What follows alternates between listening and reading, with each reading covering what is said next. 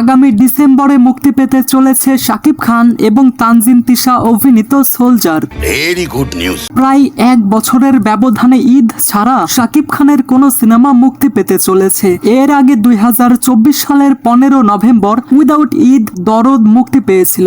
আমি জানি। সম্প্রতি 5 অক্টোবর থেকে শাকিব খান ফটোশুটের মাধ্যমে সোলজারের শুটিং শুরু করেছেন। কিন্তু আপনি কি জানেন বর্তমান সময়টাতে অনেকেই এমনটা বলছে শাকিব খানের এই সিনেমা ঈদ ছাড়া বক্স অফিসে মুখ থুবড়ে পড়বে। এত কথা বাদ দিয়া আসলটা ক। আসলে কেন ঈদ ছাড়া এই সিনেমা মুক্তি দেওয়ার প্ল্যান করা হয়েছে, আর এটা কি আসলেই ফ্লপ হবে? ওইটাই তো সবচেয়ে বড় চিন্তা। তো গাইস, আজকের এই ভিডিওতে এটাই ডিসকাস করব। এইবার শালা কাপাকাপির পালা। আরে চাচা, কাপাকাপি বাদ দিয়ে চ্যানেলটা সাবস্ক্রাইব করুন। আরে বাহ, আপনাকে থ্যাংক ইউ।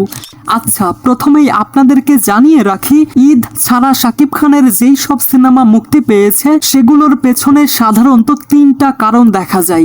কারণ নাম্বার 1, আন্তর্জাতিক যৌথ প্রযোজনা বা প্যান ইন্ডিয়ান ফরম্যাট। অনেক সময় সিনেমাগুলো আন্তর্জাতিকভাবে বানানো হয় বা যৌথ প্রযোজনায় তৈরি হয়। এই সব সিনেমার মুক্তির সময় সাধারণ নিয়মে হয় না, বিদেশের বাজার ধরেই সময় ঠিক করা হয়। কারণ নাম্বার 2, প্রযোজক দ্বারা নির্ধারিত মার্কেটিং ওয়ে। কিছু সিনেমার মুক্তির তারিখ ঠিক করে দেন প্রযোজকরা তাদের বাজেট, সিনেমা হলের সময়সূচি এবং বাজারের পরিস্থিতি দেখে। কারণ নাম্বার 3, ক্রিয়েটিভ কারণে গল্প বা নির্মাতার ইচ্ছায় বিশেষ দিনে মুক্তি রাখা। কিছু ক্ষেত্রে পরিচালক বা টিম চায় গল্পের ধরন অনুযায়ী অন্য কোনো সময় সিনেমাটি মুক্তি দিতে, যেন তা দর্শকের কাছে আলাদাভাবে ধরা দেয়, লাইক ভালোবাসা দিবস, স্বাধীনতা দিবস বা বিশেষ কোনো মাসে। তাই সেগুলো ঈদের বাইরে মুক্তি পায়। ফর এক্সাম্পল বীর। কিন্তু আমি এখনো বুঝতে পারিনি 2020 সালে ভালোবাসা দিবসে বীরের মতো সিনেমা কেন মুক্তি দিয়েছিল। যাই হোক, আর বলো না ভাই। সহজভাবে বললে, সব সময় ঈদকে টার্গেট না করে শাকিব খান অনেক সময় সিনেমার মান, গল্প এবং বাজার বুঝে মুক্তির সময় ঠিক করেন। আপনি কি আমার কাতুকুতু দেখছেন? বর্তমান সময়ে অনেক দর্শক এবং নেটিজেন এমনটা বলছেন, ঈদ ছাড়া সিনেমা মুক্তি পেলে বক্স অফিসে সেটা ভালো ব্যবসা নাও করতে পারে। আসলে এই ধরনের মন্তব্যের পেছনে কিছু কারণ আছে। যেমন, প্রথমত, ঈদ হলো সিনেমার সব থেকে বড় বাজার। তখন দর্শকের উপস্থিতি অনেক বেশি থাকে। ঈদে মানুষ বিনোদনের জন্য বেশি সিনেমায় দেখতে যায়। এই ছুটির আনন্দে সিনেমার কালেকশন স্বাভাবিকভাবে অনেক বেশি হয়। এবং দ্বিতীয়ত, নন ঈদ সময়ে সিনেমার প্রতিদ্বন্দ্বিতা কম হলেও দর্শক সংখ্যাও অনেকটা কম থাকে, কারণ অনেক দর্শক ঈদেই শাকিব খানের সিনেমা দেখতে অভ্যস্ত। আর সিনেমাটি যেহেতু ডিসেম্বরে মুক্তি পাবে, তাই ডিসেম্বরে নতুন সময়সূচি মানিয়ে নিতে কিছুটা সময় তো লাগতেই পারে, তাই না? সঠিক বলেছেন। আচ্ছা, এতক্ষণ বললাম নেটিজেনরা কেন ধারণা করছে এটা ভালো ব্যবসা নাও করতে পারে, কিন্তু এখন বলবো কেন সোলজার ফ্লপ হবে না। বলেন কি? নেটিজেনরা যাই বলুক না কেন, তবুও আমি মনে করি সোলজার ফ্লপ হবে না। কেন?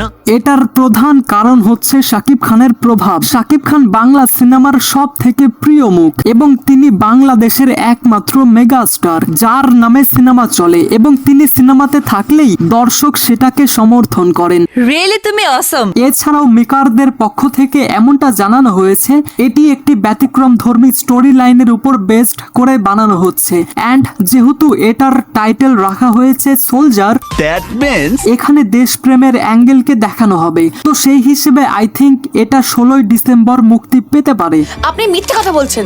যা, তাহলে তো মহাপাপ হয়ে গেল।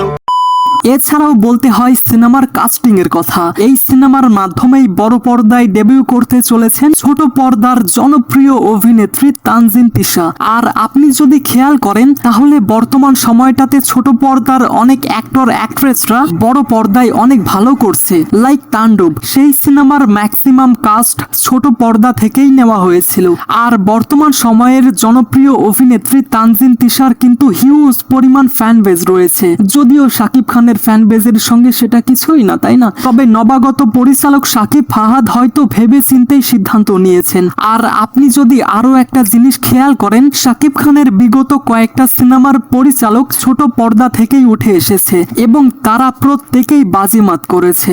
বাবা অনেকের ধারণা শাকিব খান এবং তানজিন তিশার জুটি সিনেমাটিকে ভিন্ন মাত্রা দেবে।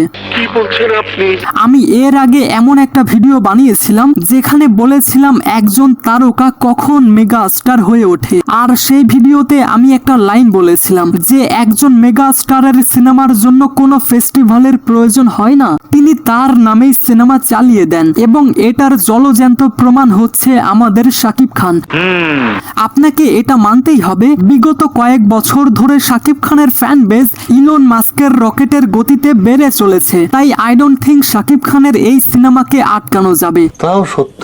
তবে একটা ভয় থেকেই যায়, আর সেটা যদি সত্যি হয় তাহলে শাকিব খানের এই সিনেমা বক্স অফিসে মুখ থুবড়ে পড়বে, আর সেই কারণটা আমি আমার নেক্সট ভিডিওতে ডিটেলসে এক্সপ্লেন করব। এটা কিন্তু বাড়াবাড়ি হয়ে যাচ্ছে। ওভারঅল শাকিব খানের সোলজার ঈদ ছাড়া মুক্তি পেলেও এটা হিট হওয়ার সম্ভাবনা অনেক বেশি। যদিও প্রাথমিকভাবে কিছু মানুষ ফ্লপের আশঙ্কা করছেন, বাস্তবে শাকিব খানের নাম এবং সিনেমার কন্টেন্টই দর্শক টানবে, এটা আমার মনে হয়। তুই তো মারাত্মক লোক। তো গাইস, আপনাদের কি মনে হয়, সোলজার ডিসেম্বরে হিট হবে নাকি ফ্লপ? আপনাদের মতামত কমেন্টে জানাতে ভুলবেন না। কিছু মনে করবেন না, আপনি বেশি কথা বলেন। তাইলে চাচা আজকের মতো আমি যাই, হ্যাঁ? তাহলে যাই। So I hope you like this video. If you like this video, then subscribe to my channel and press the bell icon. Thanks for watching, guys.